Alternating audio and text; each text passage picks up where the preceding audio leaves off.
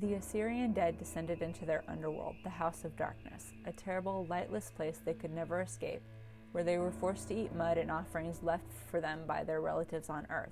But if these offerings stopped being given, the spirit would be forced to rise to slake its hunger. It would seek out anything it could devour.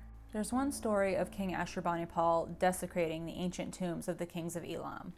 He carried off their bones so the rites to them would stop and their spirits would never have rest. Which, dude, I know there's bad blood between you and your warring city-states, but isn't that a little petty?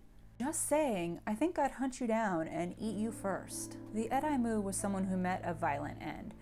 But then the list of ways to become an Edimmu gets expanded as time goes on, and the list includes like every possible death imaginable. I'm not kidding. Here are some of the ways to become an Edimmu. Not being buried, dying of starvation or dehydration in prison, but also the hungry man who in his hunger has not smelt the smell of food.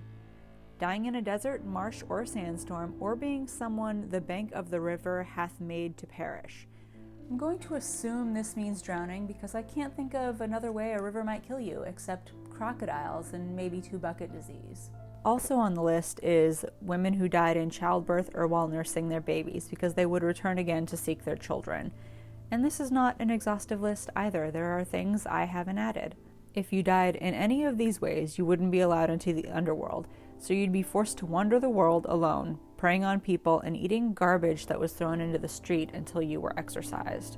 The refusal of entry into the House of Darkness made these spirits violent and resentful of the living. And unlike the Otuku, who were like wind, Ekimmu could be solid and strong. They could also travel invisibly and take other forms. Because they envied the living, they tended to dwell in barren places like deserts, far away from civilization. But this makes them particularly dangerous to travelers who pass through these isolated places. Descriptions of the Edimmu vary, but from what I can tell, you're looking at more poltergeist activity. Sometimes they're described as walking corpses, and other times as winged demons, but in most of the stories they seem to be more insubstantial. They might take the form of dust storms and gradually solidify into creatures that appear around midday. To the peoples of ancient Mesopotamia, midday was just as dangerous as midnight. The veil separating the living from the dead was the thinnest at this time. Like I mentioned before, the Edimmu would attack travelers, but in some cases it would just possess them. They also might attach themselves to a person. Anyone who had any connection to them in life could be a target in a desperate attempt to attain offerings in the afterlife. Even the act of eating, drinking, or dressing yourself in the company of someone could give their spirit enough connection to attach to you after death. Even looking at the corpse could put you at risk of being attacked. Unseen, they would return home with someone and become a poltergeist in the house, throwing things, creating general mayhem, sucking you into a TV, you know, that sort of stuff. Once they attached themselves to a person, they were very hard to get rid of. Eventually, they would leech the life force out of their victim unless they were exorcised. Prevention was better than trying to get rid of them. The people avoided desolate places where spirits might become attached to them.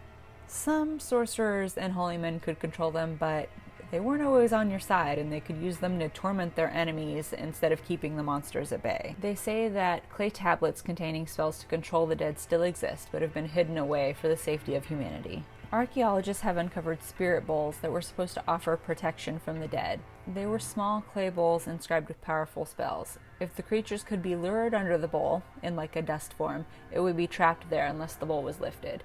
Bait like meat and blood was used to tempt the creatures to go under the bowl. And that's it. Don't forget to like, share, and subscribe. It keeps the channel alive.